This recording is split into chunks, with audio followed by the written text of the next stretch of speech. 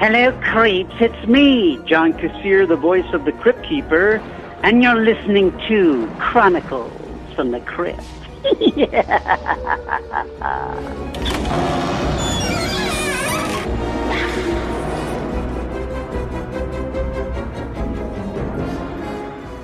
Hello there, I'm Casualty Chris. And this is Father Malone with my beautiful new microphone. Oh my god, this guy with his new microphone. Yeah, he has a new microphone, and we're still the hosts of Chronicles from the Crypt, a twice-a-month look at the horror anthology series, Tales from the Crypt, that aired on HBO from 1989 to 1996. Now, in each of our episodes, we tend to do 2 episodes of the television series Tales from the Crypt. In between, some tangentially related Tales material. We do bonus episodes, which, if you have not yet listened to an episode 2 episodes back where we talk about Bordello of Blood in detail, I highly suggest you check that out. But right now, we're now, I'll say, ankle deep in season 6. We're getting to it, right? Yeah, I mean, here's the thing. We always say that we watch things that are tangentially related. I don't think we've watched anything tangential. Everything we've watched has been pretty on the nose Tales from the Crypt. You know, Monster Club. Monster Club still is an anthology series. It was. I mean, well, when you say tangentially, it's like, not necessarily based upon the actual property that we're involving ourselves with, but, in the same neighborhood. Same vein. Yeah. I mean, look, we're never going to get to that fucking kids game show. Which is a damn shame. Well, no, it's not, because the entire thing would be 5 minutes of you and I just going, this is fucking terrible, don't watch it. I actually honestly think you should watch it, because it is such a bizarre relic of a time and place that honestly a lot of people didn't even know that it happened, and it just, those kinds of things don't exist anymore. No, it's actually kind of crazy that it did exist, and as you said, I'm sure most people don't know about it. I would encourage people to just watch one episode on YouTube, and then they'll get it. There is only one episode on YouTube. There's only one episode on YouTube. Look, that's all you're going to need to see. It ain't great. It's really bad. I think the cartoon series is probably a little more serious, Tales from the Crypt Keeper, but I'm not going to recommend any of those. Those are terrible. Yeah, Tales from the Crypt Keeper is another like weird thing where it's like a children's cartoon based off of a property where women are showing their breasts and people are getting cut up and murdered. Yeah, I mean, if only they had really gone for it, but they didn't, did they? No, not at all. Not in the slightest. But we're not here to talk about those shows. We're here to talk about the show, Tales from the Crypt. So let's talk about episode 3 and 4 of season 6, Whirlpool and Operation Friendship. Looks like it's curtains for me, kiddies. Then again, maybe the Venetian blinds would look better. I don't know. When I started this little makeover, I was pretty excited. I thought a little Slatex paint, some new Scream dolls, maybe even some scare conditioning. I could turn my little Doomicile into a regular pied de terror. But I tell you, kiddies, between the dust and the ghost overruns, your pal the Crypt Keeper's going out of his mind. Which is kind of like the woman in tonight's terror tale. It's about a comic book artist who's about to experience a terrible case of deja vu. I call it Whirlpool. So Whirlpool also aired October 31st, 1994. They aired 3 episodes to premiere the show that evening on Halloween. It's directed by Mick Garris. Mick Garris has directed a whole lot of stuff. The Stand, other things. The Stand. He directed Hocus Pocus. Yeah, man. He is a fantastic chronicler of horror in all of its forms and all of its popular entertainment in the 20th century. I've actually went to a screening of a film where he moderated the discussion afterwards. He seems like a fantastic guy. What he is not is a very good filmmaker. He is actually really bad. You mentioned The Stand, the Stephen King miniseries that we got in the early 90s. Perhaps one of Stephen King's most powerful works that he turned into utter garbage. I'm not saying that that's what we're getting here with this particular episode, but I'm just saying he's not the most adept filmmaker. He doesn't really have any visual style that he's trying to work out. Like he's good with setup, two-shot, reversal, move on. Like, that's Mick Garris. Well, and if you're hoping for a new version of The Stand, boy, you're getting it. It can only be better. It honestly can only be better. 'Cause it's... Yeah. Could it... Have you seen it? Like, I'm not gonna... we're talking apples and oranges here. Yeah, that doesn't count, man, because you know what? Fucking Brian... No, I'm aware it doesn't count. Yeah, man, Brian De Palma made Carrie, and that's fucking awesome, and then I don't know who the fuck made Children of the Corn, but that's garbage, like, or The Mangler or something like that. Like, you get somebody who's skilled and they have a genuine interest in telling that story, they're gonna tell it really well. Mick Garris not only directed The Stand, he directed The Shining remake, which is also utter garbage. Like, you just, I don't know. He loves the genre, no question, and I support him in that. He just doesn't have any point of view that elevates what we're supposed to be seeing. Now, having said all of that, Whirlpool, the episode we're talking about today, was not a Tales from the Crypt comic adaptation. It is Vault of Horror. Vault of Horror, number 32, written and drawn by Mr. Johnny Craig, who is a fantastic artist. I will also say that, not to get autobiographical, because I hate when podcasters do that, but the cover of Vault of Horror number 32 was a man standing in a doorway with a cleaver jammed into his head, menacing another person. That was a poster I had on my wall since the age of 12. So as soon as I started rereading the story for this particular podcast, it took me back. But that poster is 100,000 times better than the segment that we end up getting, which ultimately is because of the ending. I was with it up until the end. Yeah, I don't, I don't get, oh god. So Rita Rudner plays a comic book artist,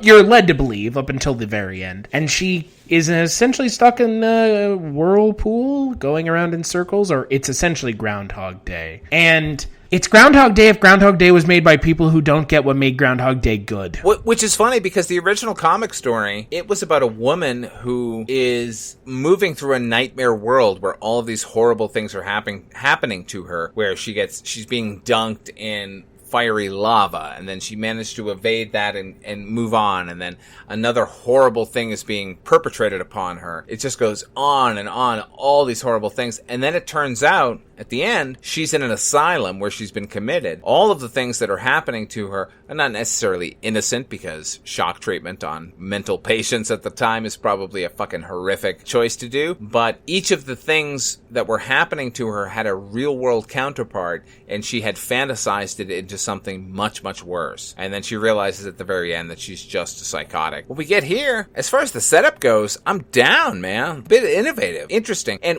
the other sort of thing I'll say before we sort of delve wholeheartedly into the episode is there are so many stand-up comedians in this episode. Like, Rita Rudner is a stand-up, and Richard Lewis is a stand-up, and Blake Clark? He's also a stand-up. So much so that when the Crypt Keeper at the opening, which I'm sure you just heard, mentions that this is about a comic book artist, I actually thought he misspoke, and he was talking about stand-up comics. Because there's watching the credits, I was like, oh, this is about stand-up. Instead, what we get is a period piece set in the early 1960s about a woman who works for Tales from the Crypt, and it's turned into a story that ends up getting her killed, and then she tries to negotiate or navigate her way out of that, because it just keeps happening no matter what she tries. I was with it for a long time, man. I thought Rita Rudner, who I usually detest, is really good in the lead. Richard Lewis, another sort of comedic actor that I really like, and I thought he was doing a good dramatic performance. I don't have any problem with the production design of the episode. It's just when we finally get to the payoff is so fucking lame that I'm shocked that it got made at all. I find it funny that both of the episodes that directly reference the show and or the comic, which is now 2 with Whirlpool and, forgive me for forgetting the name of the Harry Dean Anderson episode that was just Harry Anderson. Oh, excuse me. The Harry Anderson episode that is just atrocious. I like how both of the episodes are so disappointing. And it should be the best, right? Right, it should, because it's a self-referential piece. I mean, it's literally referencing the comic / the show. Yeah, man, and we're given a peek into the editorial offices of Tales from the Crypt.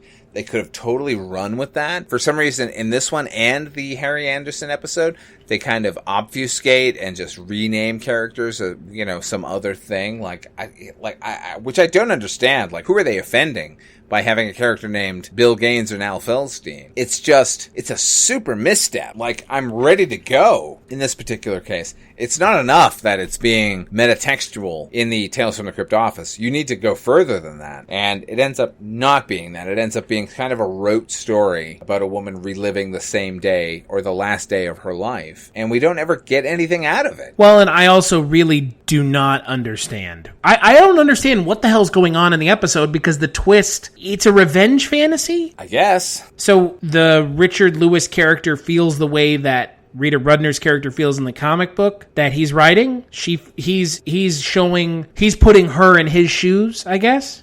And it's a little bit of like revenge fantasy. Like, I don't understand, because, and it's not because I'm unable to understand it. It's literally because the episode does a poor job of explaining what in the holy hell is going on at the end. It doesn't explain a goddamn thing at all. No, it literally just goes. It just goes to the end, and we're expected to take the ride with them and not question it. Yeah, I mean, we finally get the turnabout is fair play ending where, as a matter of fact, that Rita Rudner is the publisher and Richard Lewis is the writer, and he's been dreaming this the whole time. And all I could think was, well, fucking who cares? I invested myself into the Rita Rudner character and her struggle to change her fate. But as it turns out, it's got nothing to do with anything. It's just this one male character who's been having the same dream, dreaming about her the way that she, as far as we're presented, is thinking about him. It was just like, okay. Like, I got my hopes were really high for 3/4 of the episode. I thought this is really kind of interesting. Well, and look, I like episodes that have female leads, and this one feels a little, it's not offensive, but it feels a little shitty that all of a sudden it turns out that it's not actually a female-led episode. Not at all. And can we just say the choice to go from a normal-speaking human being and into the wisecracking Brooklynite that she ends up being was wildly out of bounds. Like, it's just like, wait, what? Are you trying to differentiate your characters from one to the other? Because that's not the way to do it. It's really lame. Yeah, I genuinely had, look, because the way the episode ends is you think that she's effectively getting her comeuppance, she's at the firing squad, and then it turns out that this is just more comic. Yeah. Because you already see they pull out to the comic at one point. Several times. And then they pull out to the comic again. But it ends up being meaningless. Yeah, exactly. Who cares? Who cares is the question. Because I'm right there with you. I could have cared less. You couldn't have cared less. If you could have cared less... I could not have cared less any less than I already did, which is 0. Yeah. I couldn't have cared less because I literally care 0. And it's unfortunate because Rita Rudner's great and Richard Lewis is great normally in normal things, not this. I think he's good here. I mean, given what he's doing, kind of prick publisher character, I think he's doing a good job. Yeah, but then the twist at the end just in my mind kind of undoes everything. Yeah, and but again, that's not the fault of the talent on screen.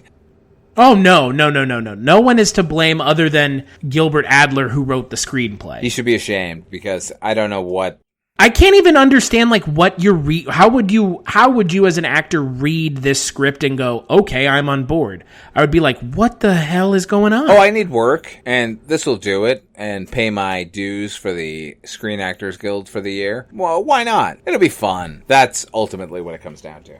Sure, no, I get the reality of it, sure. But it's just disappointing. And, I like you said, I'm on board with it for a lot of it, and then it just kind of decides that, fuck it. Here's your twist. Because you need a twist, right? You people like twists? Well, let me just throw one at you. Get it? Okay, cool. No, it's not cool. Just because it's Tales from the Crypt does not mean it needs a twist. No. That's not a requirement. It's really obnoxious when we get a twist that is completely unearned. Or forced. Which this one is completely forced. So let's talk about the next episode, shall we? Operation Friendship. Great from the deep, Jacques Cousteau. You're just in time. I'm about to dive into tonight's tale. Care to join me? Good. Then strap on a couple of scare tanks and prepare yourselves for a cold, wet exploration of my favorite kind of marine life. Croakers. It concerns a couple of boosome buddies who are about to put their relationship to rest. I call it Operation Friendship. So Operation Friendship aired November 9th, 1994. It's directed by Roland Mesa, written by Rob Ross. It stars Tate Donovan, Michelle Burke, and Peter Dobson. Peter Dobson? No. Wow. Okay. Did you like this? Listen, There's no way. There's no way. I like the episode, but I have... Oh, thank God. I appreciate what Peter Dobson was doing as far as what his character... I like Peter Dobson in The Frighteners, but in this, it's grating and obnoxious, and I know that's what it's supposed to be, but... Oh, Lord. The whole thing is kind of grating and obnoxious. Oh, the entire thing. From Tate Donovan's nebbish character. So the entire episode is Tate Donovan has a imaginary friend who's actually... It's not a split personality, but I guess so. Kind of is. And he's having to control this split personality while trying to woo Michelle Burke. Michelle Burke, who plays the Conehead daughter in the Coneheads film. And Peter Dobson's character is just the most obnoxious imaginary friend character. Only one character can see him. He is beyond obnoxious. Yeah, right? I mean, I'm not sure many of our viewers have seen it, but there's a movie called Drop Dead Fred from around 1990, 91, with Rick Mayall and Phoebe Cates. This episode follows very, very closely, which is kind of a drag. Now, particularly because this is one of the rare instances where the episode itself is based on an actual Tales from the Crypt comic, Tales from the Crypt number 41. It was written by Otto Binder and drawn by the amazing Jack Davis. What we got in the story, in the comic, was two friends, one of whom was interested in his medical pursuit, one who was interested in more of an electrical pursuit. Nevertheless, they kind of each become the top of their game as far as surgery and patents and new technology. These guys are such good friends that they're inseparable, to the point of shunning any particular love interest just to hang out with each other. At one point in the story, sort of late in the game, a female character does seduce the surgeon character, and now their friendship is going to be threatened. Maybe it's the electrician. I think it's the electrician, actually. So the surgeon drugs him because he's decided that the interloper woman in their relationship is just there for his money and his body and has no interest in his mind. He takes the other lead and then excises 75% of his brain and puts it in a jar and hooks it up to a machine that he himself created so that he and his friend can hang out forever. And his friend is ultimately in hell, but the wife, as he predicted, has no idea. She really was just interested in his body. She really just was interested in his money. The fact that he is no longer him does not affect her at all. And it ends up with these two characters playing chess where the brain in the jar just wants to die. So much more interesting than what was given to us on screen, which is, a character who is a sad sack at a insurance firm, and he's coming up with all these innovations, and somebody else is taking his credit. There's a new girl who moved in across the hall, and he's kind of in love with her, but his only friend is the Peter Dobson character, who we don't really... I'm sure you felt the same way, Chris. It was pretty evident from the get-go that this guy was not real, right? Oh, yeah, they don't even try to hide it, right? I didn't think at all, at least. She comes to say hi to the Tate Donovan character, and he's fucking standing behind the door and just, screaming, and she has no reaction at all. And if the intention by the filmmakers was to convince us that Peter Dobson was not a real character, they failed from moment one. Moment one. Well, and on top of that, it's also what his character is wearing. His character doesn't even look like he inhabits the same world as the other characters. Does that make sense? 100%. I mean, he's in he's in a leopard print smoking jacket with a hardcore pompadour. He seems like he stepped out of, a lesser human being's idea of what the Rat Pack was supposed to be. That's kind of the vibe we get. No human being actually acts that way. But if they did, then they would be real and you could deal with them or not. And what we get here is that character who is clearly a figment of the lead character's imagination. It's never really explained why, other than we kind of get a few lines of dialogue that, you know, when he was younger, he was bullied and he, you know, couldn't handle himself. So this other character, you know, became available to him to help him get through his hardships. I like, by the end of the episode, I mean, I kind of like the twist where the Peter Dobson character, you know, becomes the dominant personality in a multiple personality situation. Like, I thought that was fun. There's so little logic to this fucking episode. Like, you know, he goes out on a date with this girl, right? And then chooses the next day not to see her again because he's going to stick with his friend. We cut to his office situation where people are clamoring because what he had promised he could deliver is now like nearly 2 weeks late. But we don't ever get the sense that there was a 2-week period when he went out with this girl to now. It seems like it was the previous night, right? Yeah, there's no, there's not really a whole lot of way to tell time in the episode. No time at all. Yeah, exactly. You know, it's one of these episodes, similarly to ones we just talked about on our last episode, where there's like an inkling of a good idea here. Yeah. But it is overwhelmed by every awful thing that you could possibly throw at the screen, and they throw all of it at the screen. Whatever screenwriter or filmmaker gets hired to do a particular episode, they come up with what they consider to be a monumental dynamic shift, and then that's enough. And then everything else is rote and by the numbers. And we get that again here, and that's a shame. Well, and how does that work? How did he take him over? Because he threw him out the window. See? Metaphorically threw him out the window. Right, or maybe realistically he threw him out the window. It's just so dorky and so generic. It's such a generic story to tell about split personality, right? Like, it's a generic story. It doesn't break any new ground on split personalities or imaginary friends. No, and it feels like the writer and director thought the idea of a split personality was enough and that no further research needed to be done. But in a case like this, all the research needs to be done. We need to believe every single thing about the world that they're inhabiting in order to put our minds aside for this bizarro subplot. And they weren't willing to do that, and that's a drag. Because I wanted to like the episode a lot. Like, I enjoyed all of the performances. You know, Peter Dobson's a bit over the top, but ultimately when you figure out... A bit, he says. A bit. He's wildly over the top. You know, up until a certain point, it just seemed like a dickhead friend character that we all have. We all know that guy.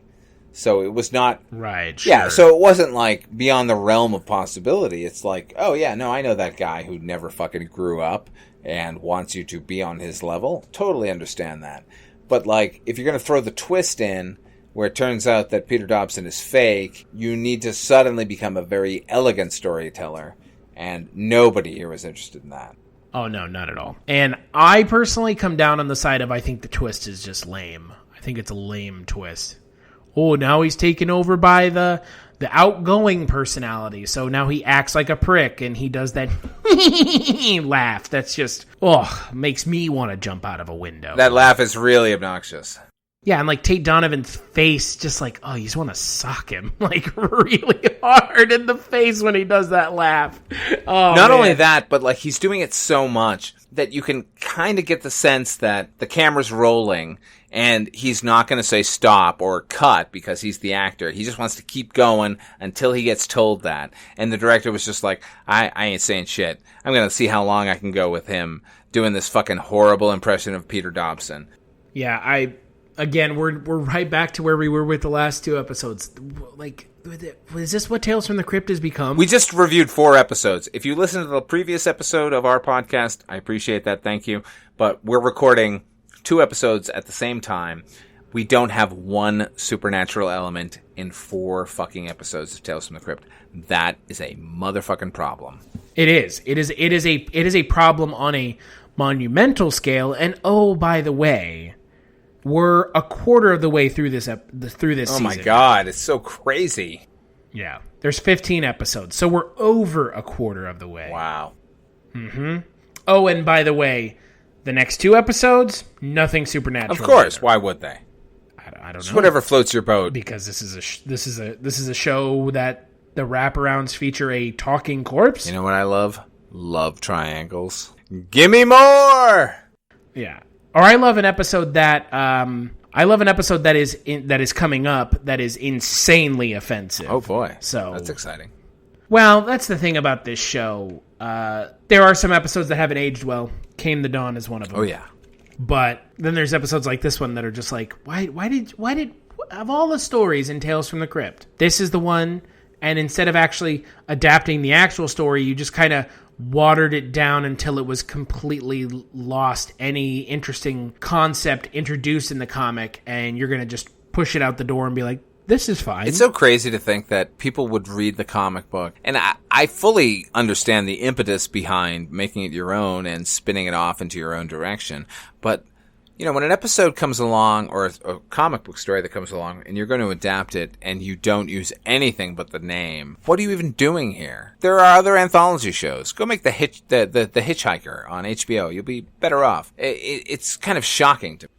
Yeah, I'm right there with you. It's just, if you want to make a show that's not supernatural. Yeah, it's not that hard. But if you want to make a Tales from the Crypt television series, if you thumb through any copy of EC Comics, you're going to find those supernatural episodes immediately. You don't even have to look for them. They're right there. So why... That's what it was known for. Why dick around and do some other thing? You know what I mean? That was what Alfred Hitchcock Presents is for.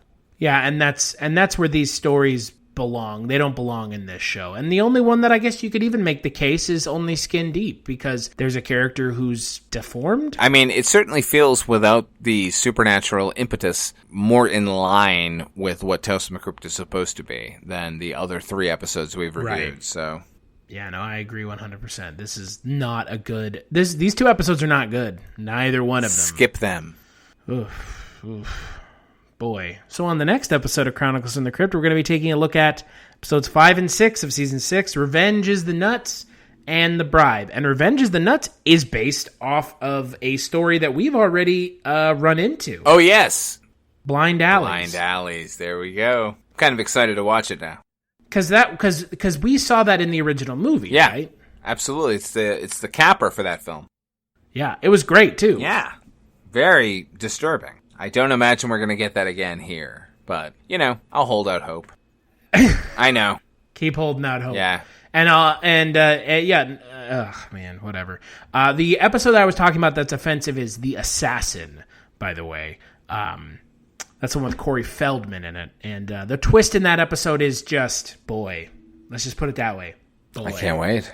Oh, you should wait. Until then, where can people find you, Father? Go to YouTube. Search engine. Yacht 5 Films. OUTHCFIVIFILMS. That's me.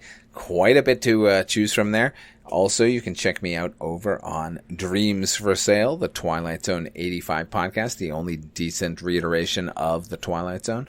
And once a month, you can hear me over on the Culture Cast.